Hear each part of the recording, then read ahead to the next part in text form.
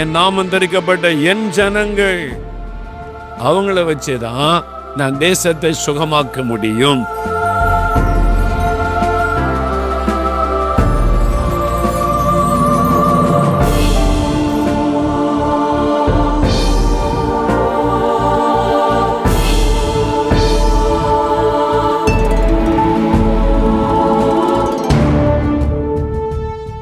ரெண்டு நாளாகவும் 7:14. என் நாமம் தரிக்கப்பட்ட என் ஜனங்கள் தங்களை தாழ்த்தி ஜெபம் பண்ணி என் முகத்தை தேடி தங்கள் பொல்லாத வழிகளை விட்டு திரும்பினால், அப்பொழுது பரலோகத்தில் இருக்கிற நான் அதை கேட்டு அவர்கள் பாவத்தை மன்னித்து அவர்கள் தேசத்திற்கு க்ஷேமத்தை கொடுப்பேன். கர்த்தர் என்ன சொல்லுகிறார்?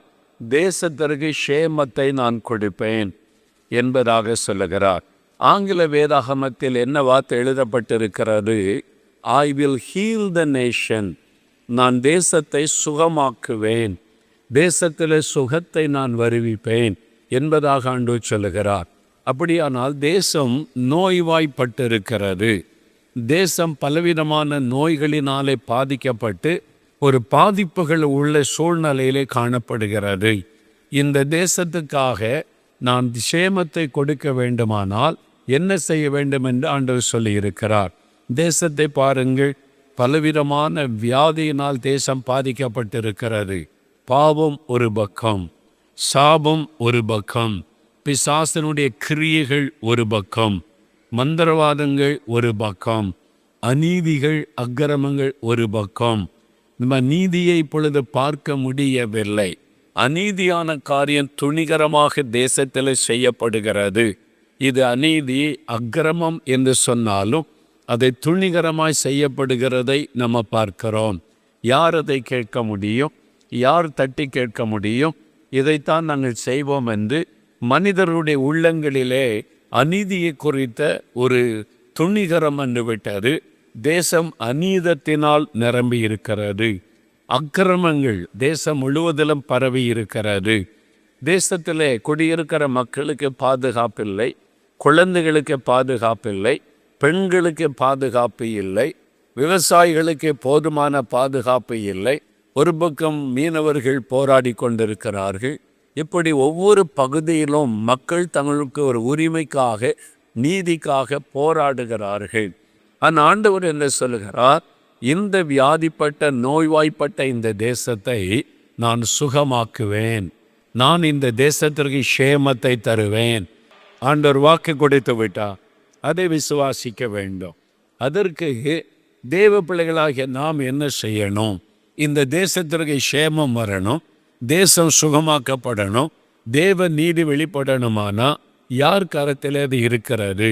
யாரை ஆண்டவர் நோக்கி பார்க்கிறார்? தேசத்தில் இருக்கிற அதிகாரிகளையா, தேசத்தை ஆளுகிற தலைவர்களையா, தேசத்தில் இருக்கிற பிரபலமானவர்களையா, அல்லது கார்ப்பரேட் கம்பெனிகளையா? யாரை தேவன் நோக்கி பார்க்கிறார்? யார் மூலமாக தேவன் இந்த திட்டத்தை தேசத்தில் நிறைவேற்ற முடியும்? யாரை வைத்து அவர் இந்த காரியத்தை செய்ய முடியும்? யார் மூலமாக இதை செய்ய முடியும்? தேவன் தன் திட்டத்தை நிறைவேற்ற வேண்டுமானால் யாரிடத்திலே அவர் எதிர்பார்க்கிறார்? இந்த வசனம் சொல்லுகிறாரு, என் நாமம் தரிக்கப்பட்ட என் ஜனங்கள். அல்லேலூயா. இவங்க கிட்ட தான் தேசத்தின் ஆசீர்வாதம் இருக்கிறது. இவங்களை கொண்டு தான் தேசத்தில் மாற்றத்தை உண்டாக்க முடியும். இவர்களை வைத்து தான் தேசத்திற்கு நான் சுகத்தை கொடுக்க முடியும். என் நாமம் தரிக்கப்பட்ட என் ஜனங்கள். யார் அவங்க? அவங்க எங்கே இருக்கிறாங்க? இந்த என் நாமம் தரிக்கப்பட்ட என் ஜனங்கள் என்று ஆண்டவர் சொல்லுகிறாரு. அவள் எங்கே இருக்கிறாங்க? அவங்கள எங்கே தேடுவது? இங்கே தான் இருக்கிறாங்க. எங்கே தான் இருக்கிறாங்க? இங்கே தான் இருக்கிறோம். நம்மை வைத்து தான் ஆண்டவர் செய்ய போகிறார். நம்மை தான் அவர் எதிர்பார்த்து கொண்டிருக்கிறார். என் பிள்ளைகளே, என் நாமம் தரிக்கப்பட்ட, என்னால் ரட்சிக்கப்பட்ட, என்னால் அபிஷேகம் பண்ணப்பட்ட, என் நாமத்தை அறிந்திருக்கிற உங்ககிட்ட தான் தேசத்தின் க்ஷேமம் இருக்கிறது. உங்கள் மூலமாக தான் தேசத்தில் மாற்றம் வரப்போகிறது. இந்த தேசத்தில் தேவன் தன் திட்டத்தை தீவிரமாய் நிறைவேற்றுவது உங்க கரத்தில் தான் இருக்கிறது. என் நாமம் தரிக்கப்பட்ட என் ஜனங்கள், அவங்கள வச்சுதான் நான் தேசத்தை சுகமாக்க முடியும்.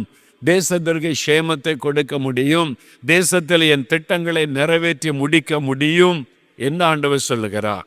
அப்போ ஆண்டவர் சுகமாக்க ஆயத்தம், தேசத்தை மறுரூபப்படுத்த அவர் ஆயத்தம், தேசத்திலே தன் நீதியை விளங்க பண்ண அவர் ஆயத்தமாய் இருக்கிறார், தன் திட்டத்தை தன்னுடைய காரியங்களை சீக்கிரமாய் நிறைவேற்றி முடிக்க அவர் ஆயத்தமாய் இருக்கிறார். ஆனால் அவர் எதிர்பார்த்து நிற்பது உங்களிடத்திலும் என்னிடத்திலும், என் நாமம் தரிக்கப்பட்ட என் பிள்ளைகள், என்னை அறிந்திருக்கிற என் ஜனம், அவங்கள வச்சு தான் நான் செய்ய முடியும். அப்போ என் தேசத்தில் இப்படிலாம் நடக்குதுன்னா நீங்களும் நானும் தான். நம்ம சரியாக ஆண்டவர் எதிர்பார்க்கறத செஞ்சிட்டா அவர் முழுமையாக தன்னுடைய கண்ட்ரோலுக்குள்ள முழு தேசத்தையும் வைத்து அவருடைய திட்டத்தை நிறைவேற்றி விடுவார். அல்லேலூயா. அப்போ ஆண்டவர் நம்மிடத்தில் என்ன எதிர்பார்க்கிறார்? அப்போ நம்ம தேசத்தை அவர் சுகமாக்கணும், இந்த பாவ சாபங்களையெல்லாம் மாற்றணும், இந்த அக்கிரமத்தையெல்லாம் நீக்கி தேசத்தில் ஒரு எழுப்புதலை கொண்டு வரணும், தேவத்திட்ட இந்த தேசத்தில் நிறைவேறணுமானா தேவன் நம்மிடத்தில் எதிர்பார்க்கிற காரியம் என்ன? முதலாவது சொல்லுகிறார், என் நாமம் தரிக்கப்பட்ட என் ஜனங்கள் தங்களை தாழ்த்த வேண்டும். முதலாவது சொல்றாரு, என் ஜனம், என் பிள்ளைகள், என் ஊழியர்கள், என்னால் ரட்சிக்கப்பட்ட அபிஷேகம் பெற்ற என் ஜனம் தங்களை தாழ்த்த வேண்டும் என்று ஆண்டவர் சொல்லுகிறார். தாழ்மை முதலாவது அவர் எதிர்பார்க்கிற காரியம். நீங்கள் உங்களை தாழ்த்தினா நான் தேசத்தில் ஆளுகை செய்வேன், தேசத்தில் என் திட்டத்தை நிறைவேற்றுவேன் என்பதாக. நான் தாழ்மையாக தானே இருக்கிறேன், தரையில் தானே உட்கார்ந்துருக்கிறேன். ஆண்டவர் என்ன பார்க்குறார் தெரியுமா? மனத்தாழ்மை. நம்முடைய இருதயத்தை அவருடைய கண்கள் ஊடுருவி பார்க்கிறார். இயேசு சொல்லுகிறார், நான் சாந்தமும் மனத்தாழ்மையுமா இருக்கிறேன், என்னிடத்தில் கற்றுக்கொள்ளுங்கள் என்று ஆண்டவர் சொல்லுகிறார். தாழ்மை, இந்த பெருமை நம்மளை அறியாமலே உள்ள நுழைந்து விடும். ஒவ்வொருவருக்கும் ஒரு விதமான பெருமை. சிலருக்கு குடும்ப பெருமை, சிலருக்கு ஜாதி பெருமை, சிலருக்கு தன்னுடைய அழகை குறித்த பெருமை, சிலருக்கு தன்னுடைய தாளந்துகள் திறமைகளை குறித்த பெருமை, சிலருக்கு வெறும் பெருமை. அப்படி சொல்லுவாங்க பார்த்தீங்களா? வெறும் பெருமை, ஒன்றுமே இல்லை பெருமையாக பேசுவாங்க பார்த்துருக்கீங்களா? என்னவோ உலகத்தையே புரட்டி போடுற மாதிரி உட்காந்து பேசுவாங்க. அந்த மாதிரி ஆட்கள் பாருங்களேன், வெறும் பெருமை பேசுவாங்க. ஒன்றுமே இருக்காது, ஆனால் வெறும் பெருமை பேசுவாங்க. அது ஒரு பெருமையின் ஆவி. பெருமை உள்ளவளுக்கு தேவன் எதிர்த்த எந்த பாவத்தையும் கூட ஆண்டவர் மன்னிப்பார். எந்த பாவம் செய்கிறவங்களை எதிர்த்து நிற்கிறேன்னு சொல்லவில்லை, ஆனால் பெருமை உள்ளவளுக்கு மட்டும் நான் எதிர்த்து நிற்கிறேன்னு சொல்லுகிறார். கர்த்தரை எதிர்த்து யாராவது ஜெயிக்க முடியுமா? கர்த்தரை எதிர்த்துனா அவ்வளோதான். பெருமை உள்ளவனை தேவன் எதிர்த்து நிற்கிறார். அப்போ தாழ்மை உள்ளவளுக்கு கிருபை அளிக்கிறார். நம்முடைய தேசத்தில் ஒரு சேமம் வருவதற்காகவே நம்மை தாழ்த்த வேண்டியது அவசியம். நம்மை தாழ்த்த வேண்டியது அவசியம். இந்த பெருமை எப்படி உள்ள நுழையுது என்றே தெரியாது. அந்த மாதிரி ஆவிக்குரிய பெருமை சிலருக்கு. என் ஊழியத்தின் ஆரம்ப காலத்தில் ஒரு சமயம் ஒரு நேசரத்தில் ஒரு கூட்டம் நடைபெற்றார். ஒரு ஊழியக்காரர் வந்து கூட்டம் ஒழுங்கு பண்ணவ சொன்னாங்க, எங்கள் ஒரு குடும்பத்தில் ஒரு போராட்டம் இருக்கிறது, உங்களை ஜெபம் பண்ண வர வேண்டும் என்று கேட்டுக்கொண்டார்கள், அதனால் வர முடியுமா என்று சொல்லி, சரி என்று சொல்லி அவர்களோடு அந்த வீட்டருக்கு ஜெபிக்க நான் போனேன்.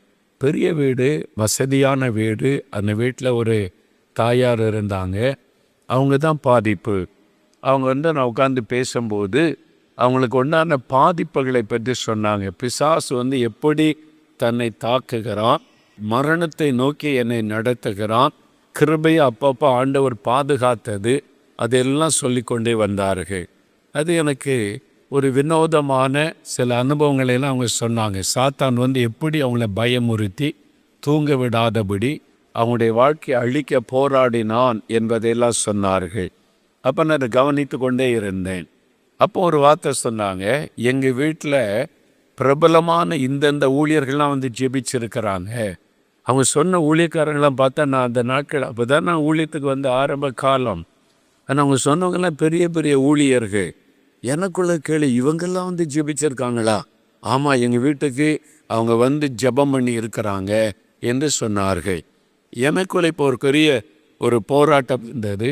இவ்வளோ பிரபலமான ஊழியர்கள், வீட்டில் வந்து இவங்களுக்காக ஜெபிச்சிருக்காங்க, ஆனாலும் விடுதலை இல்லையே, கஷ்டப்படுறாங்களே, நான் ஜெபம் என்ன நடக்க போகுது, ஏன் இந்த மாதிரி இவ்வளோ பெரிய ஆட்கள்லாம் ஜெபித்தவங்களுக்கு விடுதலை உண்டாகலை அப்படின்ற ஒரு கேள்வி எனக்குள்ள என் மனதில் அந்த கேள்வி எழுப்பிக் கொண்டே இருந்தது. அப்போ சரி ஜெபிக்கலான்னு ஜெபம் பண்ணி முடிந்தது. ஆனால் இந்த கேள்வி மட்டும் உள்ளத்தில் எழுப்பிக் கொண்டே இருந்தது. இவங்களோ பக்தியாக இருக்கிறாங்க, ஆண்டவரை விசுவாசிக்கிறாங்க, ஊழியெல்லாம் வேற செய்கிறேன்னு சொல்கிறாங்க, இப்படி ஆண்டவர் மேலே நம்பி விசுவாசம் வைத்திருக்கிறாங்க, இவ்வளோ பெரியான ஊழியக்காரங்களாம் வந்து வீட்டில் ஜெபிச்சிருக்காங்க. அப்படி இருந்தாலும் ஏன் அவங்களுக்கு விடுதலை இல்லை, ஏன் இவங்க இப்படி கஷ்டப்படணும் என்பதாக உள்ளத்தில் இந்த கேள்வி எழும்பிக் கொண்டே இருந்தது. ஜெபெல்லாம் முடிச்சிட்டோம். நான் அந்த வீட்டை விட்டு போகிறதுக்குள்ளே ஆண்டவர் பதில் காமிச்சிட்டார். நாங்கள் ஜெபம் முடித்து எழும்பணும். இந்த தாயார் சொன்னாங்க, நான் ஜெபம் பண்ணி எத்தனை பேருக்கு சுகம் கிடைச்சிருக்கு, இந்த கையை வச்சு ஜெபம் பண்ணி எத்தனை பேர் அற்புதம் பெற்று இருக்கிறாங்க, நான் ஜெபம் பண்ணி எத்தனை பிசாசு ஓடி இருக்குது, ஏன் எனக்கு மட்டும் இப்படி அப்படின்னு ஒரு கேள்வி கேட்டாங்க. அப்போ தான் டக்குன்னு ஆவியானவர் சொன்னார், இதான் காரணம் மகனே, கவனிச்சுக்கன்னு சொன்னார். நான் ஜெபம் பண்ணி எவ்வளோ அற்புதம் நடந்திருக்குது, இந்த கையை வச்சு ஜெபம் பண்ணி எவ்வளோ பெரிய காரியம் நடந்திருக்குது, நான் ஜெபம் பண்ணி எத்தனை பிசாசு ஓடி இருக்குது, எனக்கு ஏன் அப்படி நடக்கணும், அந்த நான் அவங்களுக்குள்ள ஆவிக்குரிய பெருமை, வெளியே தெரியாது சில பெருமை, வெளியே தெரியாது ஆவிக்குரிய பெருமை அவருடைய உள்ளத்துக்குள்ளே காணப்பட்டது. ஆண்டவர் சொல்லுகிறார், அந்த பெருமை தான் தேவன் அந்த வீட்டுக்குள்ளே கிரியை செய்ய முடியவில்லை, க்ஷேமத்தை கொடுக்க முடியவில்லை, விடுதலை கொடுக்க முடியவில்லை. அந்த பெருமை என்கிற ஒரு காரியம் உள்ளத்தில் எழும்பினது. நான் ஜெபம் பண்ணினால், நான் ஜெபிக்கிறேன், என்னை கொண்டு நான் கை வைச்சா என்ன அற்புதம் நடக்கும், நான் ஜெபம் பண்ணா என்னெல்லாம் நடக்கும், என்னை யார் என்று நினைத்தீர்கள் என்பதை போல உள்ளத்தில் ஒரு பெருமை. லூக்கா 18ஆம் அதிகாரம் 10ஆம் வசனம் முதல் வாசிக்கும் போது இயேசு ஒரு காரியத்தை சொல்லுகிறார். 2 பேர் ஜெபம் பண்ணுவதற்கு தேவாலயத்திற்கு போனார்கள். ஜெபிக்க போகிற ஒரு காரியத்தை ஆண்டவர் சொல்லுகிறார். இன்றைக்கு நம்ம ஜெபிக்க வந்திருக்கிறோம், உலகமெல்லாம் ஜெபம் நடைபெறுகிறது, ஒரு பெரிய காரியத்திற்காக ஜெபித்து கொண்டு இருக்கிறோம். தேசம் சேமம் அடையணும், தேசத்தில் எழுப்புதல் வரணும், தேச மாற்றம் அடையணும், எழுப்புதலை நம்ம பார்க்க வேண்டும், தெய்வத்திட்ட நிறைவேறணும், சாத்தானுடைய கிரியைகள் அழிக்கப்பட்டு கர்த்தருடைய சித்தம் தேசத்திலே நிறைவேற வேண்டும் என்று ஜெபிக்க வந்திருக்கிறோம். ஆண்டவர் சொல்லுகிறார், 2 பேர் ஜெபம் பண்ண போனார்கள். அந்த ஜெபத்தை ஆண்டவர் விளக்கி சொல்லுகிறார். ஆயக்காரன் பரிசேயன் ஜெபம் பண்ணுகிறான், ஆண்டவரே நான் வாரத்துக்கு 2 முறை உபவாசம் பண்ணுகிறேன், எனக்கு உண்டானதில் எல்லாம் நான் தசம பாகம் கொடுக்கிறேன். அங்கே ஒரு மனிதன் இருக்கிறானே, அவனை போல நான் அல்ல, நான் வேதத்தை நேசிக்கிறேன், வேதத்தை தியானிக்கிறேன், வேதத்தை அறிந்திருக்கிறேன், நான் ஆண்டவருக்காக வைராக்கியமாக நிற்கிறேன், உபவாசம் பண்ணுகிறேன், காணிக்கை கொடுக்கிறேன் ஆண்டவரே என்று ஜெபம் பண்ணுகிறான். அந்த ஜெபம் கேட்கப்படலை. அந்த ஜெபத்தை ஆண்டவர் கண்டுகொள்ளவே இல்லை. ஏன்னா அது பெருமையின் ஜெபம், அது பெருமையினால் உண்டான ஜெபம். இன்னொரு மனிதன் ஜெபம் பண்ணுகிறான், ஆண்டவரே உமக்கு நேராக என் முகத்தை ஏறெடுக்க கூட நான் தகுதியற்றவன் என்று தேவனுக்கு முன்பாக தன்னை தாழ்த்தி, பாவியாகி என் மீது இரக்கமாயிரும், நான் குறைவுள்ள மனிதன், நான் தவறு செய்த ஒரு மனிதன், ஆண்டவரே என் மேலே இரக்கமாயிரும். இவன் ஜெபம் கேட்கப்பட்டது. பெருமை உள்ளவளுக்கு தேவன் எதிர்த்து நிற்கிறார். இன்னைக்கு உங்களுடைய உள்ளத்தை ஆராய்ந்து பாருங்க, உள்ளத்தின் ஆழத்துக்குள்ள பெருமை இருக்குதான்னு யோசித்து பாருங்க. நமக்கே தெரியாது, அந்த பெருமை உள்ள நுழைவது நமக்கே தெரியாது. சிலர் பாருங்களேன், அவங்க குடும்ப பெருமை பேசுவாங்க. எங்கள் அப்பா யார் தெரியுமா, எங்கள் தாத்தா யார் தெரியுமா, இந்த கோயிலே எங்கள் அப்பா தான் கட்டினாங்களே, தாத்தா தான் கட்டினாரா, வெளியே உள்ளுக்குள்ள பெருமை இருக்குது, எங்கள் தாத்தா தான் கட்டினாரு, இது நாங்கள் கட்டினது, நாங்கள் செய்தது. உள்ளத்துக்குள்ள ஒரு பெருமை நம்மளை அறியாமலே உள்ள வந்துடும். ஏன் பெருமை உள்ளவளுக்கு தேவன் எதிர்த்து நிற்கிறார் தெரியுமா? சாத்தான் உருவானதே பெருமையினாலே, தேவதூதன் சாத்தானாய் மாறினதே பெருமையினாலே. நான் வானத்துக்கிணராய் ஏறுவேன், நான் என் சிங்காசனத்தை ஸ்தாபிப்பேன், நான் ஆண்டவருக்கு மேலாக என் சிங்காசனத்தை வைப்பேன், என்னை எல்லாரும் தொழுது கொள்ள வேண்டிய இந்த பெருமை, அதுதான் தேவதூதனை சாத்தானாக மாற்றினது. அதனால தான் பெருமை உள்ளவர்களுக்கு தேவன் எதிர்த்து நிற்கிறார். சில சமயம் நம்ம ஜெபிக்கும் போது கூட அந்த பெருமையான வார்த்தை உள்ளத்திலிருந்து வந்துடும். அது வரும்போது நமக்கே தெரியாமல் இருக்கும். வேற புஸ்தகத்தில் 1 ராஜாக்கள் 18ஆம் அதிகாரத்தில் ஏலியாவுடைய ஜெபம் என்று எழுதப்பட்டிருக்கிறாரு. நல்ல கவனிங்க. 1 ராஜாக்கள் 18ஆம் அதிகாரம் 36வது வசனத்தில் எலியா தேசம் மதுரூபம் அடைய செபித்து கொண்டிருந்த ஒரு மனிதர். ஆண்டவர் சொல்லிட்டார், நான் எழுப்புதலை கட்டளையிட போகிறேன், அக்னியை அனுப்ப போகிறேன், தேசத்தின் மக்கள் மனம் திரும்ப போகிறாங்க, நீ போய் உன்னை அவளுக்கு வெளிப்படுத்து, நீ பலிபீடத்திலே காளையை பலியிட்டு ஒரு ஜெபம் பண்ணு, நான் அக்னியை நான் அனுப்புவேன், ஜனங்கள்லாம் மனம் திரும்புவார்கள். தேவன் எல்லாத்தையும் சொல்லி அனுப்பிட்டார். இதை நான் தேசத்தை சந்திக்கிற காலம், தேசத்தை மறுரூபப்படுத்துகிற ஒரு காலம். அதனால என்னை பின்வாங்கி போன ஜனங்கள் எல்லாம் தேசமே மனம் திரும்ப போகிறது, என் காரியத்தை சீக்கிரமாய் நிறைவேற்ற போகிறேன், எலியாவை நீ போ என்று ஆண்டவர் அனுப்பி வைத்தார். கர்மேல் பர்வதத்தில் அவர்கள் காளையை பலி செலுத்தி முதலாவது பாகால் தீர்க்கதரிசிகள், விக்கிரக தோப்பு தீர்க்கதரிசிகள் 850 பேர் அவங்க பிரார்த்தனை பண்ணுறாங்க, கூப்பிடுறாங்க, பதில் வரவில்லை. இப்போ எலியாவுடைய வேலை வந்து விட்டது. இப்போ எல்லாரும் பார்க்குறாங்க, அக்கினி இறங்கணும், நெருப்பு அக்கினி இறங்கினாதான் கத்தர் தெய்வம் என்று ஜனங்கள் அறிவாங்க, தேசமே கத்தர் பக்கமாய் மனம் திரும்ப முடியும். ஒரு முக்கியமான கட்டத்தில் எலியா ஜெபிக்கிறதற்காக நிற்கிறார். அந்த காட்சியை கண்ணோக்கி பாருங்க. ஒரு பக்கம் பாகால் தீர்க்கதரிசிகள், விக்கிரக ஆராதனை தீர்க்கதரிசிகள், தோப்பு விக்கிரக தீர்க்கதரிசிகள், மந்திரவாதிகள், பில்லி சுனி செய்கிறவங்க, அவங்கள ஒரு பெருங்கோட்டமாக நிற்கிறாங்க. ஆகாப் ராஜா தன்னுடைய இராணுவத்தோடு வந்திருக்கிறார். ஜனங்கள்லாம் வேடிக்கை பார்க்க திரளாய் கூடி இருக்கிறாங்க. என்ன நடக்கிறது பார்க்கலான்னு வேடிக்கை பார்க்குறாங்க. ஒரு சிறு கூட்டம் வெளியே சொல்ல முடியாவிட்டாலும் உள்ளத்தில் எலியாவை பலப்படுத்துங்க ஆண்டவரே, எலியாவை பலப்படுத்துங்கன்னு செபித்து கொண்டு இருந்திருக்கலாம். அந்த சூழ்நிலையில் அக்கினி இறங்கணும், அப்போ தான் எழுப்புதல். அந்த நெருப்பை இறங்கினாதான் ஜனங்கள் கத்தர் பக்கமாக திரும்புவாங்க. இப்போ எலியாவுடைய வேலை வந்தது. அவர் ஜெபிக்கிறத பாருங்களேன். 36வது வசனம், 1 ராஜாக்கள் 18ஆம் அதிகாரம் 36வது வசனம். அந்தி பலி செலுத்தும் நேரத்திலே தீர்க்கதரிசியாகிய எலியா ஆபிரகாமுக்கும் ஈசாக்குக்கும் யாக்கோபுக்கும் தேவனாகிய கர்த்தாவே, இஸ்ரவேலிலே நீர் தேவன் என்றும் நான் உம்முடைய ஊழியக்காரன் என்றும் நான் இந்த காரியங்களெல்லாம் உம்முடைய வார்த்தையின்படி செய்தேன் என்றும் இன்றைக்கு விளங்க பண்ணும். ஜபம் பண்ணிட்டார். ஆண்டவரிடம் பார்க்குறேன், ஜெபம் பண்ணு, நான் அக்கினி அனுப்புவேன்னு சொன்னார். எலியா ஜெபிச்சிட்டார். அக்கினி வந்துச்சா? அக்கினி வரல. ஜெபத்துக்கு பதில் வரல.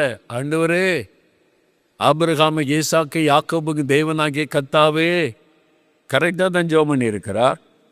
நான் உம்முடைய ஊழியக்காரன் என்று உம்முடைய வார்த்தையின்படி எல்லாவற்றையும் செய்தேன் என்று விளங்க பண்ணும். ஜெபிக்கிறார், பார்க்குற அக்கினி வரல. அக்கினி இறங்கலைன்னா பெரிய ஆபத்து எலியாவுக்கு.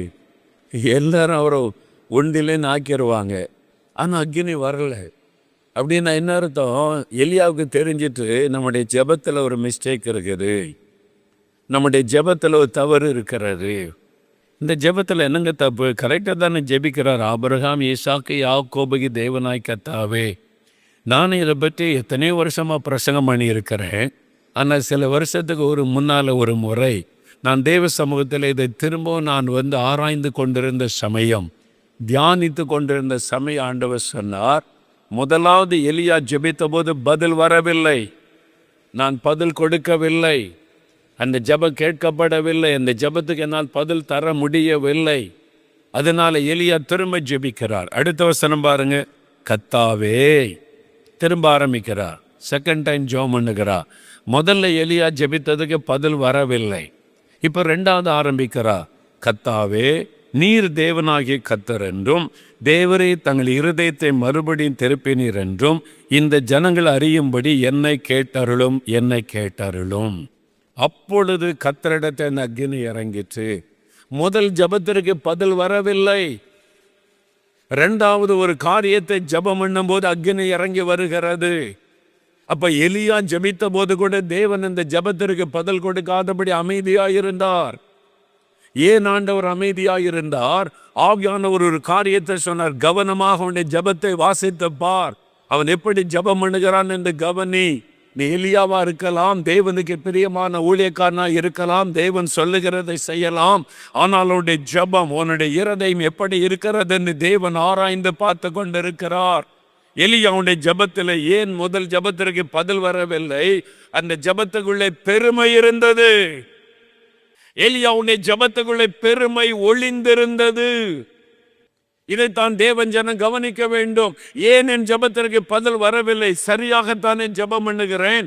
ஆபிரகாமின் தேவன், ஈசாக்கின் தேவன், யாக்கோபின் தேவன் என்று தானே நான் ஜெபம் பண்ணுகிறேன். அக்கினை இறங்க வேண்டும் என்று தானே ஜெபிக்கிறேன். எழுப்புதல் வர வேண்டும், தேசம் மாற வேண்டும் என்று தானே ஜெபம் பண்ணுகிறேன். ஏன் மாறவில்லை? ஏன் அக்கினை இறங்கவில்லை? ஏன் தாமதிக்கிறது? ஏன் ஜெபத்திற்கு பதில் வரவில்லை? ஆண்டவர் சொல்லுகிறார், ஜெபத்துக்குள்ளே பெருமை இருக்கிறது. இந்த ஜெபத்தில் என்னங்க பெருமை இருக்குது? நீங்க சாதாரணமாய் பார்த்தால் தெரியாது. ஆவியானவர் விளக்கினால் தான் தெரியும். திரும்ப அந்த ஜெபத்தை பாருங்க. அந்திபலி செலுத்த நேரத்தில் தீர்க்கதரிசியாக எலியா வந்து, ஆபிரகாமுக்கும் ஈசாக்குக்கும் யாக்கோபுக்கும் தேவனாகிய கர்த்தாவே, இஸ்ரவேலிலே நீ தேவன் என்றும், இது வரைக்கும் கரெக்ட் ஜெபம். அடுத்து என்ன சொல்றாரு? நான் உம்முடைய ஊழியக்காரன் என்றும், ஐ லார்ட், நான், ரெண்டு நான் வருகிறது. நான் உம்முடைய ஊழியக்காரன் என்றும், நான் இந்த காரியங்களை எல்லாம் உடைய வார்த்தையின்படி செய்தேன் என்று விளங்க பண்ணோம். Let the people know that I am your prophet. நான் உம்முடைய ஊழியக்காரன், தீர்க்கதரிசி என்பதை இவங்க அறியட்டும். நான் உம்முடைய வார்த்தையின்படி செய்தேன் என்று அறியட்டும். பெருமை சாதாரணமா பார்த்தா தெரியாது, அது ஒரு ஜெபம். அந்த ஜெபத்துக்குள்ள ஒரு பெருமை. அதனால ஆண்டவர் அக்கினி அனுப்பல. எலியாவுக்குள்ள தடுமாற்றம். ஏன் ஆண்டவர் பதில் தரல? அக்கினி வரலையே. அப்பதான் அவருக்கு மிஸ்டேக் தெரிந்தார். ஐயோ, நான் பெருமை ஜெபம் வந்து விட்டது. அதனால இப்போ திரும்ப ஆரம்பிக்கிறார். கர்த்தாவே, இரண்டாவது ஜெபத்தை கவனிங்க. நீர் தேவனாகிய கர்த்தர் என்றும், முதல்ல அதை சொன்னார். இஸ்ரவேலிலே நீர் தேவன் என்றும், திரும்ப அதை சொல்லுகிறார். நீர் தேவனாகிய கர்த்தர் என்றும், தங்கள் இருதயத்தை மறுபடியும் திருப்பினீர் என்றும் இந்த ஜனங்கள் அறியும்படி. இப்ப நான் இல்லை, அந்த ரெண்டு நானுமே இல்லை. தன்னை தாழ்த்தி ஜெபித்த போது அக்கினி இறங்கி வந்தது. அதனால் ஆண்டவர் சொல்லுகிறார், என் நாமம் தரிக்கப்பட்ட என் ஜனங்கள் தங்களை தாழ்த்தி. எல்லா சபைகளை ஒன்றிணைத்து எல்லாரும் சேர்ந்து நம்ம ஜெபிக்கலாம் எழுப்புதலுக்காகன்னு சொல்லி சென்னையில் ஒரு பெரிய கூட்டத்தை பல தேவ மனைவி இணைத்து செய்திருந்தாங்க. நானும் ஜெபிக்க வருகிறேன் என்று போயிருந்தேன். அப்போ நிறைய பேர் வரல, சிலர்லாம் முக்கியமான ஆட்கள். அதை ஒழுங்கு பண்ணவன்கிட்ட பேசும்போது, நம்மெல்லாம் கூடி ஜெபிக்கத்தானே வந்திருக்கோம், இவங்கெல்லாம் வரலையே நம்ம சொன்னாங்க. பிரதர் கூப்பிட்டோம், நாம்பி கூப்பிட்டா போகுது. எனக்கு என்ன நான் எனக்கு 10 நிமிஷம் தருவீங்களா, 15 நிமிஷம் தருவீங்களா? எனக்கு என்ன? ஸ்டேஜில் எங்கே எனக்கு இடம் கொடுப்பீங்க? என் பேரை போடுவீங்களா? நான் என் பேர் போடுவீங்களா? எனக்கு இப்போ ஜபிக்கிறதுக்கு பிரசங்கம் பண்ண டைம் தருவீங்களா? எனக்கு எவ்வளோ நேரம் தருவீங்க? அப்படின்னா வரையில் தேசத்துக்காக ஜபிக்க போகிறோம், ஆயிரக்கணக்கான ஊழியர்கள் வருகிறோம், நமக்கு ஜபிக்கிறதுக்கு நேரம் போது அதெல்லாம் முடியாது. எனக்கு எவ்வளோ நேரம் தருவீங்க அப்படின்னா வர்றேன். எனக்கு ஒரு மரியாதை கொடுக்கணும்னா எதுக்கு ஜபிக்க வரணும்? ஊழியர்களுக்குள்ளே காணப்படுகிறது. எனக்கு மரியாதை இல்லைன்னா எதுக்கு வரணும்? இதைத்தான் ஆண்டவர் சொல்லுகிறார், என் நாமம் தரிக்கப்பட்ட என் ஜனங்கள் தங்களை தாழ்த்த வேண்டும். நான் என்கிற அகங்காரம், நான் என்கிற பெருமை, என்னுடைய சபை, என்னுடைய ஊழியம், எனக்குள்ள பெயர் புகழ், நான் யார் என்று தெரியுமா என்கிற நிலைமை. இன்றைக்கு பட்டம் போடுவதில் தான் கவனம். அதில் நான் பிஷப் பண்ணி போடுவீங்களா? நான் ஊழிய ஆரம்பத்தில் 4 மாடி சிஎஸ்ஐ சர்ச்சில் கன்வென்ஷனுக்கு சில ஊழியர்கள்லாம் கொண்டு வந்து நாங்கள் வாலிபர்கள் அந்த நாட்களில் சேர்ந்து நடத்துவோம். அந்த நாட்களில் பிரபலமான ஊழியக்காரரை 3 நாள் கூட்டத்துக்கு வாங்கன்னு கூப்பிட்டு அப்போ டிவி மினிஸ்ட்ரிலாம் கிடையாது, ரேடியோவில் பேசுவாங்க சில ஊழியர்கள். அப்படி ஒரு ஊழியரை கூப்பிட்டுருந்தோம். அவர் சொன்னார், நோட்டீஸில் வானொலி பேச்சாளர் அப்படின்னு போடுவீங்களா? என்ன போடணும்? வானொலியில் பேசுகிற ஊழியர்னு போடுவீங்களா? போட்டுடுறோம். எப்படியாவது வந்து ஊழியம் செய்ய போட்டுடுறோம். வானொலி பிரசங்கியார், எனக்கு இப்போ ஞாபகம் இருக்கு, வானொலி பிரசங்கியார். ஆந்திரா ஊழியத்துக்கு போயிருக்கிற ஒரு பெரிய பாஸ்டர், அவர்கிட்ட பேசி முடி சொல்கிறாரு, ஆந்திராவில் 2-3 ஊழியக்கார் பேர் சொல்கிறார். சொல்லிட்டு டாப் 10, இந்த டாப் 10ல் எதில் சொல்லுவாங்க உங்களுக்கு கேள்விப்பட்டார் மாதிரி, டாப் 10 ஊழியத்தில் இவர் 2வது இடத்த டாப் 2ல் இருக்கார். இது என்ன வார்த்தைன்னு எனக்கு விளங்கலை. ஆந்திரா ஊழியர்களிலேயே ஆயிரக்கணக்கான ஊழியர், அதில் டாப் 10 டாப் 10ல் இவர் 2வது இடத்துல இருக்காரா? இது எங்கேருந்து கண்டுபிடிச்சாங்கன்னு தெரில. அதில் சொல்லுகிறேன், நான் வந்து டாப் 3ல் இருக்கிறேன். ஒரு ஊழியக்கார வாயிலிருந்து இந்த வார்த்தை ஒரு டாப் 10ல் இருக்கிறோம் நாங்கள். என்னெல்லாம் வார்த்தை வருது பாருங்க, என்ன காரியம், பெருமை. அதனால தான் ஆண்டவர் சொல்லுகிறார், என் நாமந்தரிக்கப்பட்ட என் ஜனங்கள் தங்களை தாழ்த்த வேண்டும், அப்போதான் தேசத்துக்கு சேமம் வரும். அப்போ தேச சேமம் அடையாமல் இருக்க காரணம் யாரு? அரசியல்வாதிகளா? யாரு? அதிகாரிகளா? என் நாமந்தரிக்கப்பட்ட என் ஜனங்கள், என் ஊழியர்கள், என் பிள்ளைகள். ஆண்டவர் சொல்றார், நீங்க உங்களை தாழ்த்தினா தேசத்துல மாற்றம் வந்துடும்.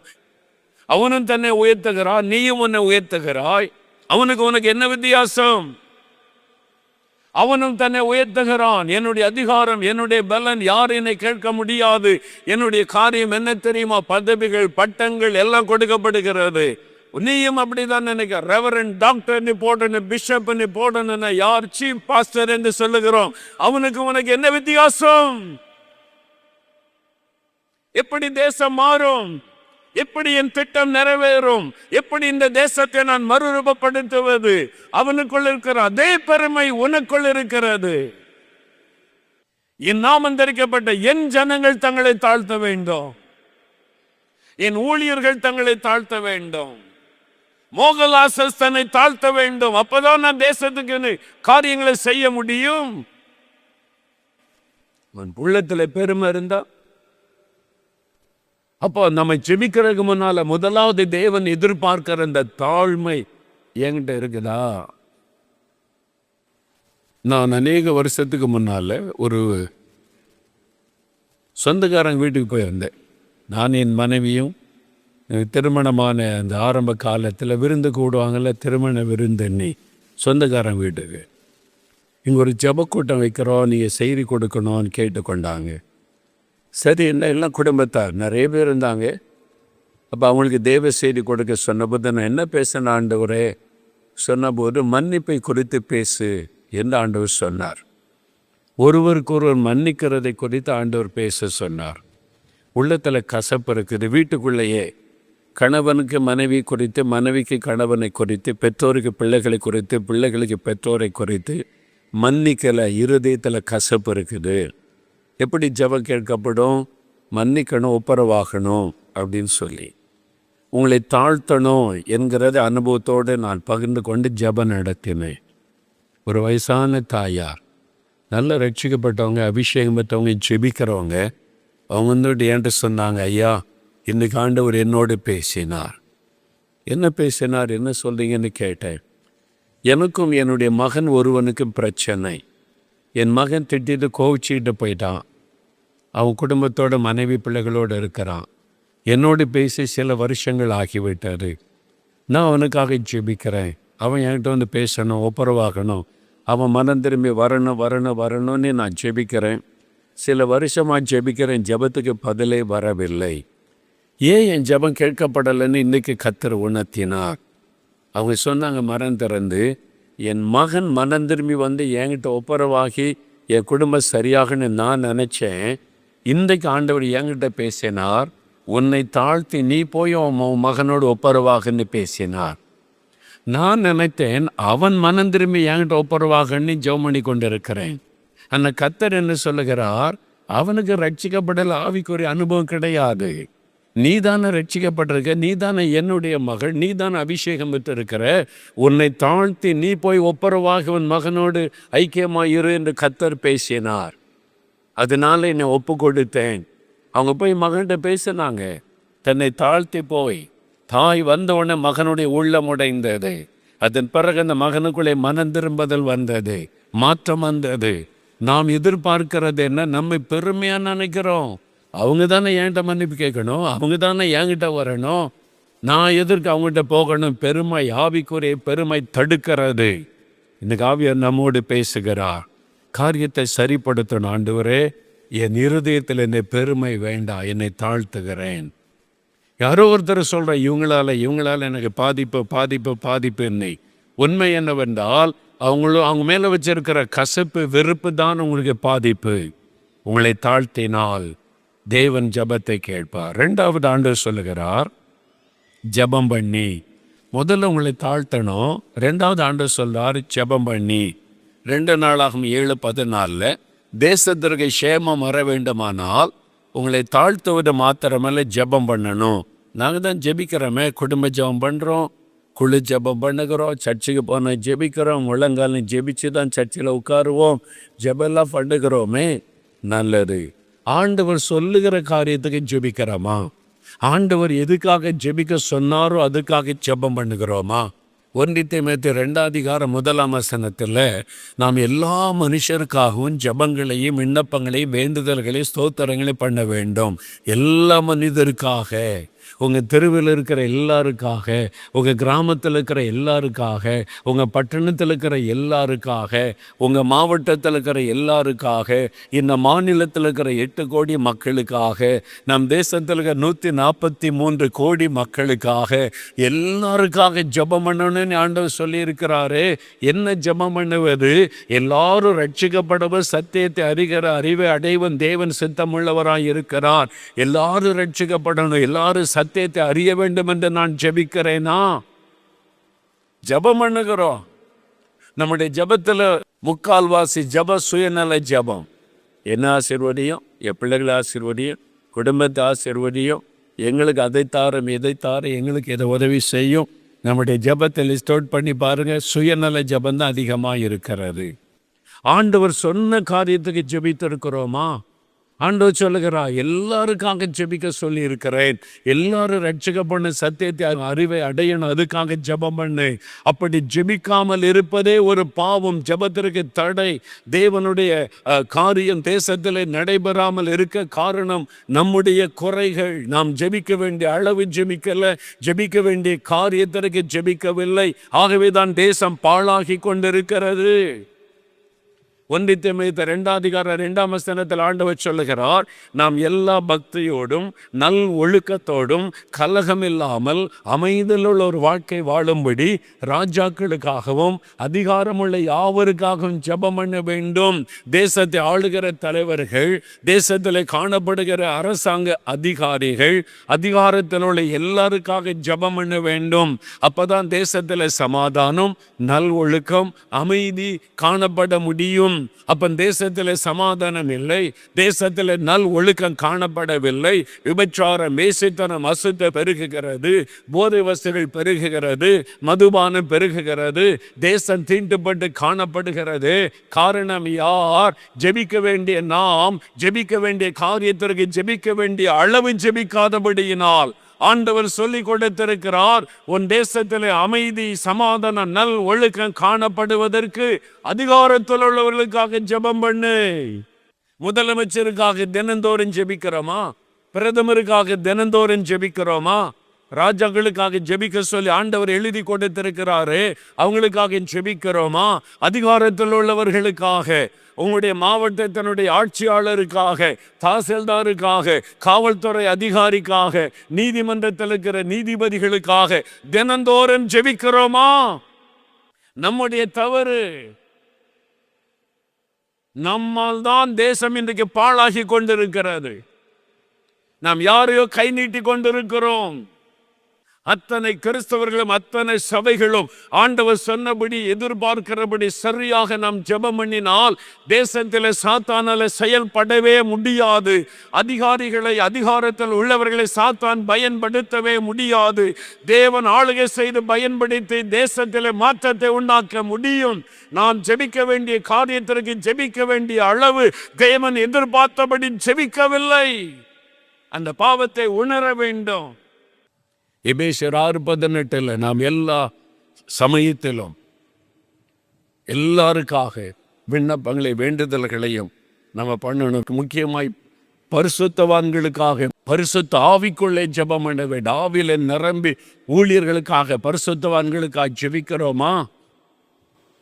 ஆண்டவர் எழுதி கொடுத்திருக்கிறாரு, அதுக்காக ஜெபிக்கிறோமா?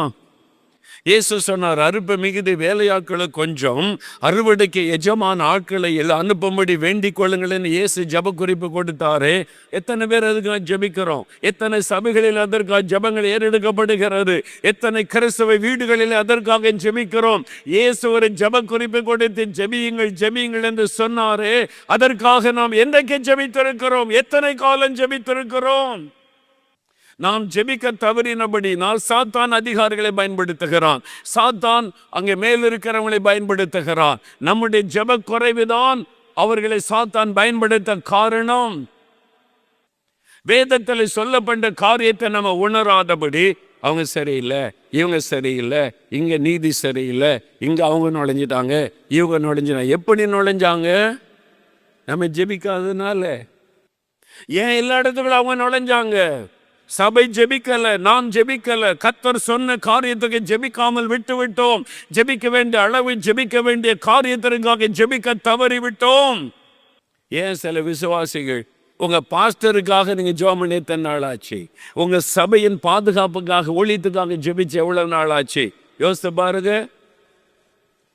பரிசுத்தவான்களுக்காக ஜெபிங்கன்னு ஆண்டவர் சொல்லி கொடுத்தாரு.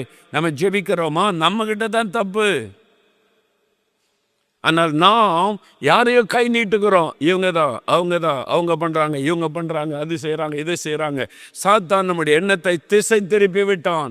வசனத்துக்கு நேராய் திரும்ப வேண்டிய நம்மை உலகத்துக்கு நேராய் சாத்தான் திசை திருப்பி விட்டான். நான் அப்படி தான் நினச்சேன்.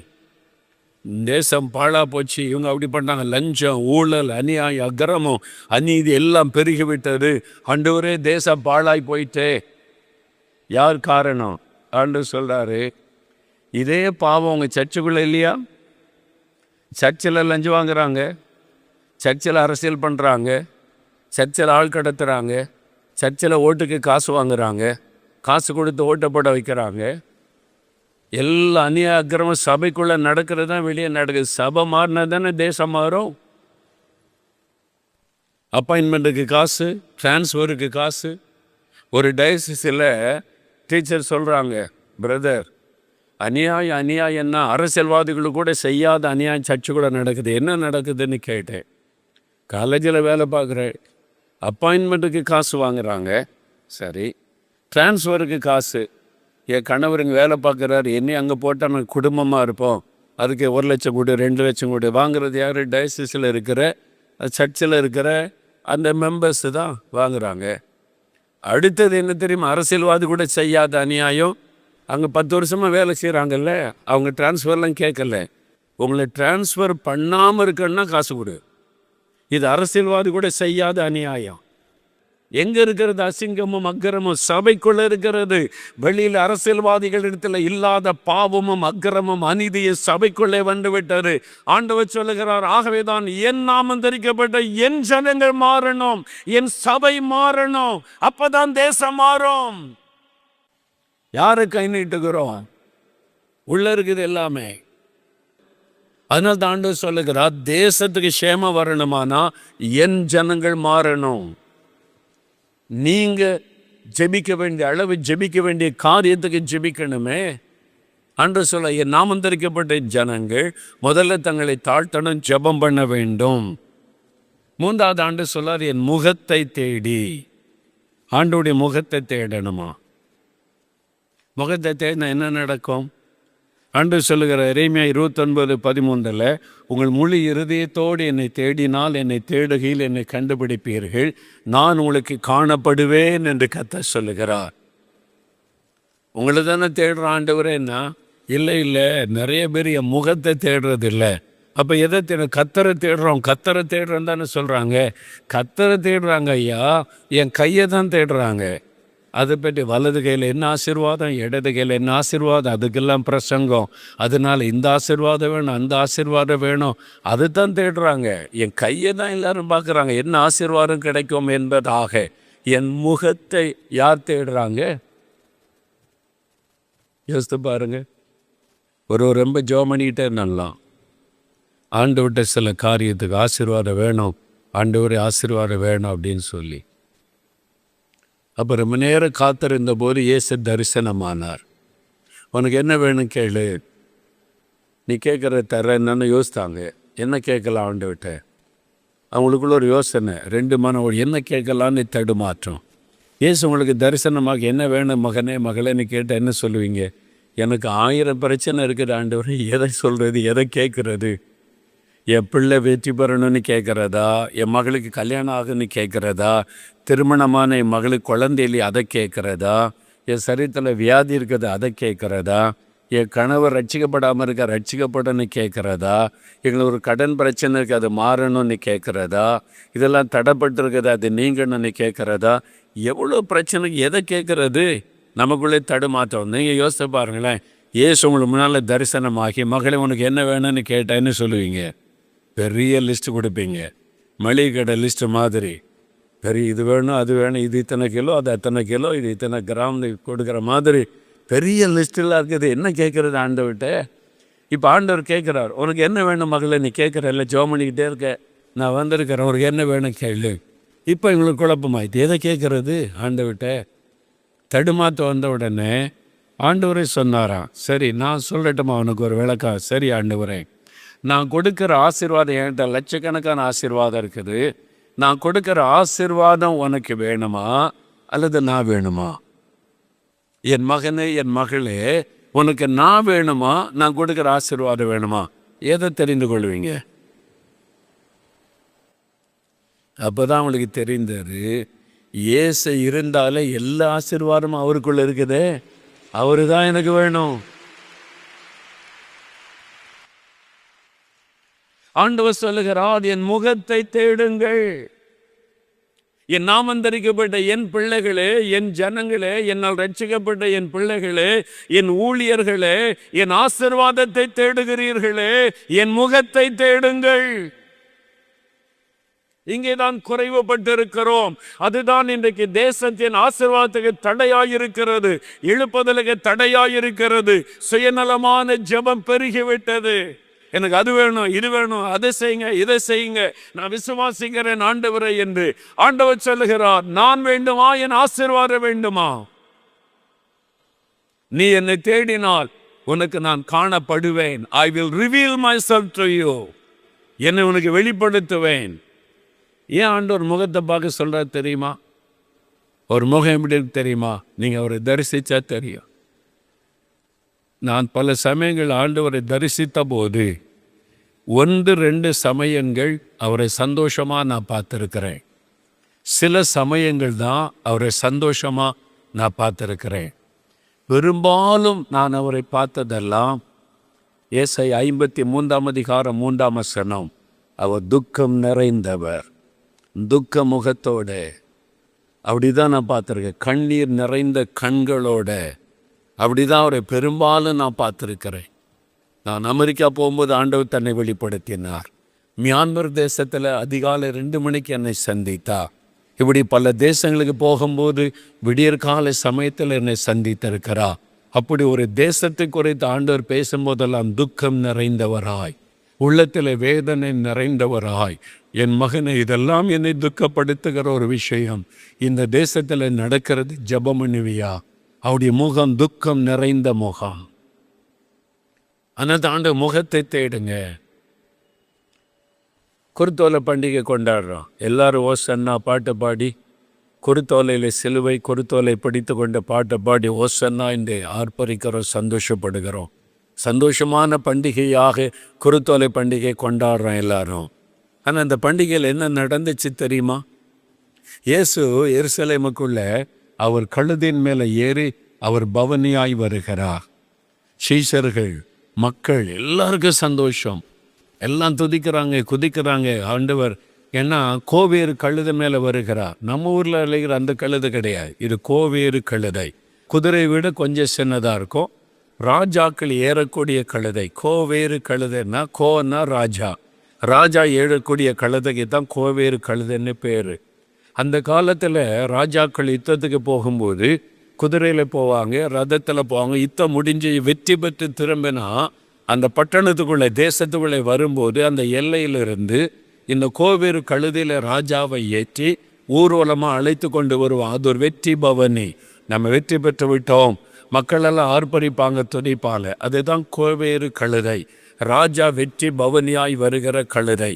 அப்படி தான் இயேசு வரும்போது சீசர்களாக சந்தோஷம். இனி ரோமருடைய ஆட்சி முடிய போகிறது, இயேசு ஆட்சி பண்ண போகிறார். எல்லாரும் அவருக்கு முன்னால் நடுங்க போகிறாங்க, சந்தோஷமாக ஆர்ப்பரிக்கிறாங்க, துதிக்கிறாங்க, பாட்டு பாடுறாங்க. ஜனங்கள்லாம் அவர் செய்த அற்புதத்தை கேள்விப்பட்டதுனால மகிழ்ச்சியோடு துதிக்கிறாங்க, எல்லாரும் சந்தோஷமாக இருக்கிறாங்க. இப்போ இயேசுடைய முகத்தை உற்று பாருங்க, நீ கொஞ்சம் கவனித்து இயேசுடைய முகத்தை உற்று பாருங்க. வெளியில் பார்த்தா அவர் பவனியாக வருகிறாரு, கழுதையில் வருகிறார், எல்லாரும் ஆர்ப்பரிக்கிறாங்க, பெருங்கோட்டை ஆர்ப்பரிக்கிறது. இப்போ அப்படியே நீங்கள் ஃபோக்கஸ் பண்ணி அந்த கேமராவை இயேசுவின் முகத்துக்கிட்ட கொண்டு போனால் அந்த முகம் எப்படி இருக்குது? அவருடைய கண்களிலே கண்ணீர்.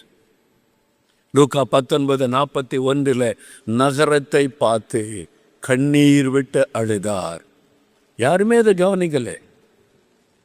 நீங்கள் பாருங்கள் அந்த சம்பவத்தை. பேதுரு, யோவான், யாக்கோபு யாருமே இயேசுவின் முகத்தை பார்க்கவே இல்லை. எல்லாரும் இயேசுவை குறித்து மகிழ்ச்சி அடைகிறாங்க, இயேசுவை வச்சு சந்தோஷப்படுகிறாங்க. ஆனால் இயேசுடைய இருதயம் எப்படி இருக்கிறது என்று யாரும் கவனிக்கவில்லை. இன்னைக்கு அதைத்தான் சபை செய்கிறது, அதைத்தான் ஊழியர்கள் செய்து கொண்டு இருக்கிறோம். ஆண்டவரை குறித்த சந்தோஷம், மகிழ்ச்சி, நடனம், களிகூறுதல் எல்லாமே இருக்கிறது. அந்த இயேசுவின் முகத்தை நாம் கவனித்து பார்க்கவில்லை. அவருடைய இருதயம் என்ன நினைக்கிறது என்று சிந்திப்பார் இல்லை. ஆகவே தான் ஆண்டவர் சொல்லுகிறார், என் முகத்தை தேடுங்கள். அவருடைய முகத்தை உற்று பார்த்தால் என்ன நடக்கும்?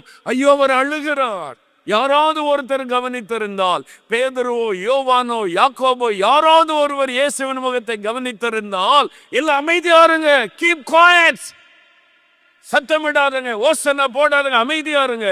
ஏன்? என்ன என்ன என்ன என்ன பேதுரு என்ன? இயேசுவை பாருங்க, அழுகிறா, கண்ணு கண்ணி. நம்ம எல்லாம் சந்தோஷப்படுறோம், அவர் அழுகிறாரே. அவருடைய முகத்தங்க பார்க்க யாருமே இல்லை.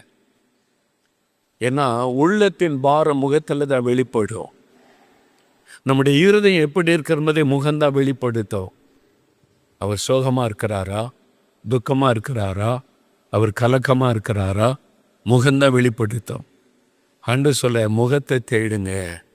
அவர் நமக்கு தரிசனமாவது முகத்தை பார்த்தாலே தெரிஞ்சிடும் அவருடைய உள்ளம் எவ்வளோ துக்கம் அடைந்திருக்கிறார். அவர் துக்கம் நிறைந்தவர். He was a man of sorrow. திரளான ஜனங்களை கண்ட உடனே அவர் சந்தோஷமா, பாருங்க, சீசர்களை பேதுரு காம், யோவான் காம், யாக்கோபு வந்து பாருங்க, எவ்வளோ ஜனம் பார்த்தீங்களா, நமக்கு நம்ம ஜெயிச்சிட்டோம் அப்படி சொன்னாரா இயேசு? திரளான ஜனங்களை கண்டபோது சந்தோஷப்படலை, மகிழ்ச்சி அடையலை, சீசர்களிட பெருமையாக பேசலை. ஜனங்களுக்காக நான் பரிதபிக்கிறேன். பேதுருவே, யோவானே, இந்த ஜனங்களுக்காக நான் பரிதபிக்கிறேன். மேய்ப்பனில்லாத ஆடுகளைப் போல இருக்கிறான், தொய்ந்து போனவளா இருக்கிறாங்க, சீதரப்பட்டவளா இருக்கிறாங்க. இந்த ஜனங்களுக்காக நான் பரிதபிக்கிறேன். அதுதான் இயேசுடைய இருதயம். நாமோடைய முகத்தை தேடன் ஆண்டவர் சொல்றார். என் ஆசீர்வாதத்தை தான் தேடுறாங்க எல்லாருமே. என் முகத்தை நீங்களாவது என் முகத்தை தேடுவீங்களா? என் நாமம் தரிக்கப்பட்ட என் பிள்ளைகளை, தேசத்துக்காக செபிக்க வந்திருக்கிறீங்க. நான் உங்களுக்கு வாக்கு கொடுத்துட்டேன், தேசத்தை மாற்றுவேன், தேசத்துக்கு சேமம் தருவேன், தேசத்தை சுகமாக்குவேன். ஆனால் என் முகத்தை தேடுவீங்களா? அடுத்த ஆண்டு சொல்ல, என் முகத்தை தேடி தங்கள் பொல்லாத வழிகளை விட்டு திரும்பினால் ஏன் ஜனந்தான், ரட்சிக்கப்பட்டவங்க தான், அபிஷேகம் பெற்றவங்க தான், என் ஊழியர்கள் தான். பொல்லாத வழிகள் காணப்படுகிறது, உலகத்தின் மக்களைப் போல காணப்படுகிறார்கள். அவனும் லஞ்சம் வாங்குறான், கிறிஸ்தவனை லஞ்சம் வாங்குகிறான். அவனும் ஜாதி பெருமையோடு பேசுகிறான். சபைக்குள்ள இருக்கிற அந்நிய பாஷை பேசுகிறவங்களும் ஜாதி பற்றி பேசுகிறார்கள். அவங்களும் வரதட்சணை கொடுமை பண்ணுறான். எவ்வளோ தருவ, எவ்வளோ காசு தருவ, நீ உன் மகளுக்கு எத்தனை நகை போடுவ, எவ்வளோ ரொக்கம் தருவன்னு கேட்குறான். ரட்சிக்கப்பட்ட அபிஷேகம் பற்றவனும் கேட்குறான், எவ்வளோ நகை போடுவீங்க, எவ்வளோ ரொக்கம் தருவீங்க? கேவலமாக இல்லை, அசிங்கமாக இல்லை, நீ என்னால் ரட்சிக்கப்பட்டவன் என்று சொல்லுவதற்கு நான் வெட்கப்படுகிறேன் என்று ஆண்டவர் சொல்லுகிறபடி தானே ரட்சிக்கப்பட்ட பிள்ளைகள் நடந்து கொள்ளுகிறோம். என்ன வித்தியாசம்? ரட்சிக்கப்பட்ட அபிஷேகம் பெற்ற உனக்கும் ரட்சிக்கப்படாத உலக மனிதனுக்கு என்ன வித்தியாசம்? அவனும் ஜாதி பெருமை பேசுகிறான், நீயும் ஜாதி பெருமை பேசுகிறாய். அவனும் பணம் கேட்கிறான், நீயும் பணம் கேட்கிறாய். அவனும் வரதட்சணை கேட்கிறான், நீயும் வரதட்சணை கேட்கிறாய். என்ன வித்தியாசம்?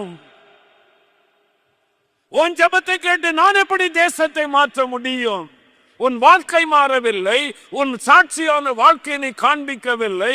அக்கிரமம் உன் வீட்டுக்குள்ளே காணப்படுகிறது, பொல்லாத வழிகள் காணப்படுகிறது.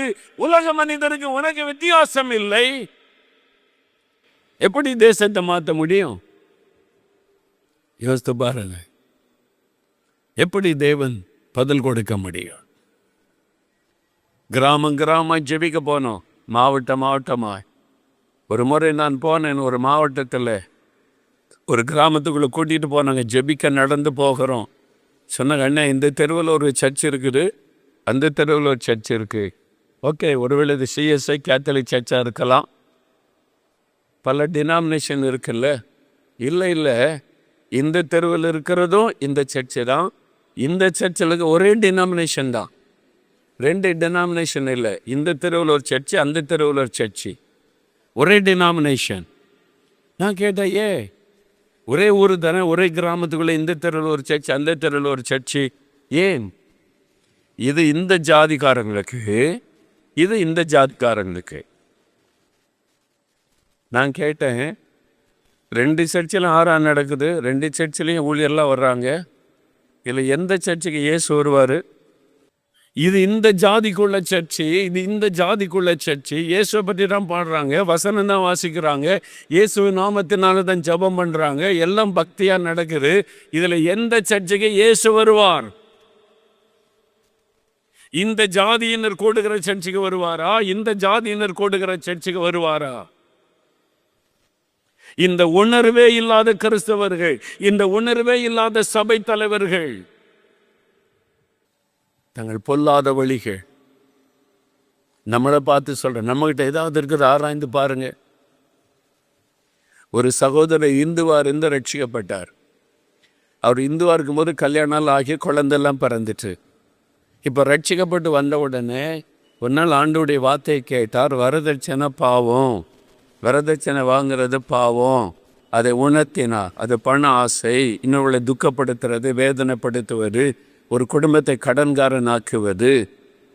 இவர் உணர்த்தப்பட்ட உடனே அவர் பாருங்க, அந்த 15 வருஷத்துக்கு முன்னால் கல்யாணம், அவர் இந்துவாக இருக்கும்போது இப்போ தான் ரட்சிக்கப்பட்டு வந்தார்.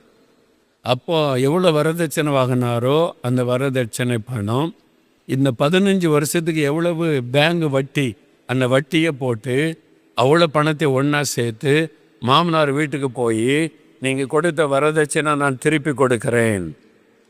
இதான் உண்மையான மனம் திரும்புதல். கை தட்ட மாட்டோமே, ஏன்னா நம்ம வரதட்சணை வாங்கி வச்சிருக்கோம்ல. இதான் உண்மையான மனம் திரும்புதல். தன் அக்கிரமத்தை விட்ட மனம் திரும்புங்கள். ஆண்டவர் சொல்றார், என் நாமம் தரிக்கப்பட்ட என் பிள்ளைங்க தான், அவங்களுக்குள்ள இருக்கிற அக்கிரமம். ஒரு சர்ச்சி அவங்க நகை போட மாட்டாங்க.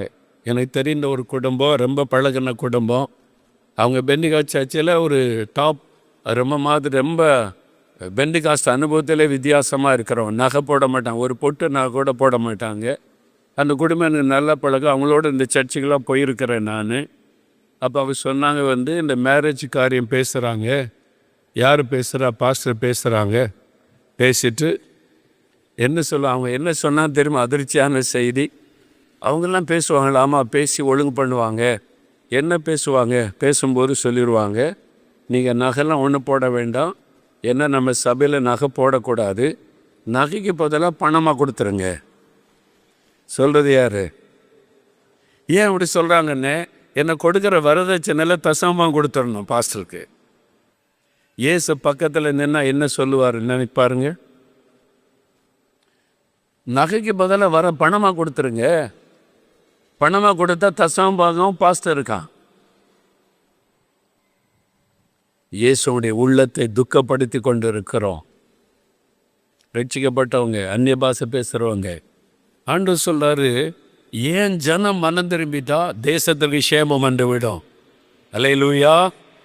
அப்போ ஆண்டவர் சொல்றார், முதல்ல தாழ்த்தணும், கர்த்தர் சொன்ன காரியத்துக்கு ஜெபிக்கணும், அவருடைய முகத்தை தேடணும், அவருடைய பாரத்தை விளங்கி கொள்ளணும், பொல்லாத வழிகளை விட்டு மனம் திரும்பணும். அப்பொழுது ஆண்டவர் சொல்றாரு, அவர்கள் பாவத்தை நான் மன்னித்து தேசத்திற்கு, இந்தியா தேசத்திற்கு சேமத்தை கொடுப்பேன். இந்தியா தேசத்தில் என் காரியத்தை தீவிரமாய் நிறைவேற்றுவேன் ஆண்டவர் சொல்லுகிறார். இப்போ ஆண்டோடைய பாத்துல ஒரு 10 நிமிடம் ஜெபிக்க போற. எல்லாரும் முழங்கால் படிக்கிடுங்க. ஆண்டவர் சொல்றார், முதலாவது ஜெபிக்க வந்திருக்கிறீங்க, தேசத்துக்காக திறப்பல நிற்க வந்திருக்கிறீங்க, முதலாவது உங்களை தாழ்த்துங்கள், தாழ்த்துங்கள். ஏதாவது பெருமை இருக்குதா யோசித்து பாருங்க. யார்கிட்டையாவது ஆண்டவர் மன்னிப்பு கேட்க சொல்லி மன்னிப்பு கேட்காம இருக்கிறோமா? தாழ்த்தாமல் இருக்கிறோமா? பெருமையா நினைக்கிறோமா? ஆண்டவருக்கு முன்னால இருதயத்தை திறந்து வைத்த ஆண்டவரே, என் பெருமையை மன்னிச்சிருங்க. ஆவிக்குரிய பெருமை ஆண்டவரே, குடும்ப பெருமை ஆண்டவரே, ஜாதி பெருமை ஆண்டவரே, அழகை குறித்த பெருமை உள்ளத்தில் எழும்புகிறது ஆண்டவரே, தாளந்துகளை குறித்த பெருமை. இயேசுவே, என் பெருமையை மன்னியும், என் பெருமையை மன்னியும். உம்மை போல மனத்தாழ்மை எனக்கு தாரும். என் ஜபத்துக்கு தடை வராதபடி என்னை தாழ்த்தி ஒப்புக்கொடுக்கிறேன் ஆண்டவரே. ஆண்டவர் சொல்லுகிறார், என் நாமம் தரிக்கப்பட்ட என் ஜனங்கள் தங்களை தாழ்த்தணும், தாழ்த்தணும், தாழ்த்தணும். ஆண்டவரே, எலியாவே, உன் ஜப கேட்கப்படாமல் இருக்க காரணம் என்ன தெரியுமா? அக்னி இறங்காமல் இருக்க காரணம் என்ன தெரியுமா? தேசம் இன்னும் மாறாமல் இருக்க காரணம் என்ன தெரியுமா? எலியாவே, உன் ஜபத்துக்குள்ளே கூட ஒரு பெருமை ஒளிந்திருக்கிறது, பெருமை ஒளிந்திருக்கிறது. எலியாவே, நீ உன்னை தாழ்த்த மாட்டாயா? ஆண்டவரே, ஆண்டவரே, மன்னியும், இறங்கும், என்னை மன்னியும், என் பெருமைகளை மன்னியும், என்னை உடைத்த உருவாக்கும். என் பெருமை, என் பெருமை, நான் என்கிற அகங்காரம் ஒளியட்டும், நான் என்கிற பெருமை அழியட்டும். நான், எனது, என்னுடைய தாளந்து, என்னுடைய வரம், என்னுடைய வல்லமை என்கிற அந்த பெருமை உடையட்டும். ஆண்டவரே, என்னை உடைங்க, என்னை உருவாக்குங்க, என்னை தாழ்த்துகிறேன். ஒப்பு கொடுங்க, ஒப்பு கொடுங்க, ஒப்பு கொடுங்க. தாழ்த்த தாழ்த்த தாழ்த்த கிருபை, கிருபை, கிருபை. தேசத்தில் அப்பதான் மாற்றம் வரும். ஆண்டவரே, என்னை தாழ்த்துகிறேன், எங்களை தாழ்த்துகிறோன்னு சொல்லுங்க. தாழ்த்தி ஜபம் பண்ணி, ஆண்டவரே, ஜபம் பண்ணினேன், ஜபம் பண்ணினேன், நீர் விரும்புகிறபடி ஜெபிக்கலையே, நீ சொன்ன காரியத்துக்கு நான் ஜபம் பண்ணலையே. எல்லாரும் ரட்சிக்கப்பட ஜெபிக்க சொன்னீங்களே, அதிகாரத்தில் உள்ளவங்களுக்காக ஜெபிக்க சொன்னீங்களே, பரிசுத்தவான்களுக்காக ஜெபிக்க சொன்னீர்களே, அறுவடைக்கு ஆட்களை அனுப்பும்படி ஜெபிக்க சொன்னீங்களே. அந்த காரியத்துக்கெல்லாம் நான் ஜெபிக்க வேண்டிய அளவு ஜெபிக்கலையே, ஜெபிக்க வேண்டிய படி நான் ஜெபிக்கலையே. ஆண்டவரே, மன்னியும், என் ஜெப குறைவை மன்னியும், நான் ஜெபிக்க தவறின பாவங்களை மன்னியும். ஆண்டவரே, நான் ஜெபிக்க தவறி விட்டேனே, ஆண்டவரே மன்னியும். ஆண்டவரே, இறங்கும். ஜெபிங்க, ஜெபிங்க, ஜெபிங்க. இனி நான் ஜெபிக்க வேண்டிய காரியத்துக்காக ஜெபிப்பேன், ஜெபிக்க வேண்டிய அளவு ஜெபம் பண்ணுவேன். ஒப்பு கொடுக்கிறேன். ஆண்டவரே, உம்முடைய கரத்தையே நான் பார்த்து கொண்டிருந்தேன், என் ஆசீர்வாதம் கிடைக்கும் என்று. உம்முடைய முகத்தை தேட மறந்து விட்டேனே, இனிமேல் உம்முடைய முகத்தை நான் தேடுவேன். எனக்கு உம்முடைய ஆசீர்வாதம் அல்ல, நீர்தான் எனக்கு வேண்டும். ஆண்டவரே, நீர்தான் எனக்கு வேண்டும். உம்முடைய முகத்தை நான் பார்க்க வேண்டும். துக்கம் நிறைந்த உம்முடைய முகத்தை நான் பார்க்கணும். ஆண்டவரே, என் உள்ளம் துக்கத்தினால் நிரம்பணும். கண்ணீர் நிறைந்த கண்களை நான் பார்க்கணும். என் கண்கள் என்று கண்ணீர் வடியணும். ஆண்டவரே, உம்முடைய முகத்தை எனக்கு எனக்கு காண்பியும். உம்முடைய முகத்தை நான் தேடணும். என்னை ஒப்பு கொடுக்கிறேன் ஆண்டவரே, என்னை ஒப்பு கொடுக்கிறேன். பொல்லாத வழிகள் எங்களிடத்திலும் இருக்கிறது, என்னிடத்திலும் இருக்கிறது. ஐயோ, நானும் புறஜாதி மக்களை போல, ரட்சிக்கப்படாத மக்களை போல நடந்து கொள்ளுகிறேனே. பண ஆசை இருக்கிறது, ஜாதி பெருமை இருக்கிறது, வரதட்சணை என்கிற கொடூரம் இருக்கிறது, லஞ்சம் என்கிற பாவம் என் வீட்டுக்குள்ளே வந்திருக்கிறது. ஆண்டவரே, ஆண்டவரே, செபிங்க செபிங்க செபிங்க. என் ஒப்பு கொடுக்கிறேன். நானே தடையாயிருக்கிறேனே, நானே தடையாயிருக்கிறேனே. என் தேசம் ரட்சிக்கப்பட எழுப்புதலடைய நானே தடையாயிருக்கிறேனே. இன்றைக்கு என்னை ஒப்பு கொடுக்கிறேன் ஆண்டவரே. இன்றைக்கு எங்களை நாங்கள் ஒப்பு கொடுக்கிறோம் ஆண்டவரே. இன்றைக்கு ஜப தடைபடவே கூடாது. இன்றைக்கு ஜபத்துக்கு பதில் வந்தே ஆகணும். அதற்கு நான் தடையா இருக்க கூடாது. என் பாவம் தடையா இருக்க கூடாது. என் பெருமை தடையா இருக்க கூடாது. என் சுயநலம் தடையா இருக்க கூடாது. ஆண்டவரே, என்னை தாழ்த்துகிறேன், என்னை தாழ்த்துகிறேன் ஆண்டவரே. எங்களை தாழ்த்துகிறோம் ஆண்டவரே. எல்லா ஊழியர்கள், எல்லா கிறிஸ்தவர்கள், எல்லா சபையின் சார்பாக நாங்கள் எங்களை தாழ்த்துகிறோம், எங்களை தாழ்த்துகிறோம் ஆண்டவர். இந்த நேரத்தில் ஆண்டவர் என்னோடு பேசினா, என் பெருமையை குறித்து பேசினா, நான் தாழ்த்த வேண்டும் என்று பேசினா, நான் ஜெபிக்க தவறின காரியத்தை உணர்த்தினா, ஜெபிக்க வேண்டிய காரியத்துக்கு ஜெபிக்கலை, ஜெபிக்க வேண்டிய படி நான் ஜெபிக்கலை, ஆண்டவர் உணர்த்தினா. நான் அவருடைய முகத்தை தேடலை, வெறும் ஆசீர்வாதத்தை தான் தேடிக்கிட்டே இருந்தேன். இன்றைக்கு ஆண்டவர் என்னோடு பேசினா. அக்கிரமம் எனக்குள்ளேயே பாவம், எங்கள் வீட்டுக்குள்ளேயே பாவம், புறஜாதியாருடைய பாவம் எனக்குள்ளே எங்கள் வாழ்க்கையிலும் இருக்குது. ஆண்டவர் உணர்த்தினா. இப்படி ஆண்டவர் இன்றைக்கு என்னோட பேசினார், உணர்த்தினார். அதை நான் உணர்கிறேன் அப்படின்னு ஒப்பு கொடுக்கிறேன். அப்படி சொல்கிறவங்க மட்டும் எழும்பி நிற்கலாம். அவருடைய பாதத்தை பிடிச்சு, ஆண்டவரை நாங்கள் செபிக்க வந்திருக்கிறோம், எனக்குள்ளேயே இந்த பாவம் இருக்குதே, நானே தடையாக இருக்கிறேனே, என்னை உணர்த்திட்டீங்க, நான் ஒப்பு கொடுக்குற ஆண்டவரே, நான் ஒப்பு கொடுக்குற ஆண்டவரே. என்னால் ஒரு தடை வரக்கூடாது, ஜபத்துக்கு தடை வரக்கூடாது. இன்றைக்கு என்னை ஒப்பு கொடுக்குற ஆண்டவர், என்னை கழுவிருங்க, என்னை பரிசுத்தப்படுத்திருங்க. நீரை விரும்புகிறபடி வாழ என்னை ஒப்பு கொடுக்கிற ஆண்டவரை, என்னை கழுவிருங்க.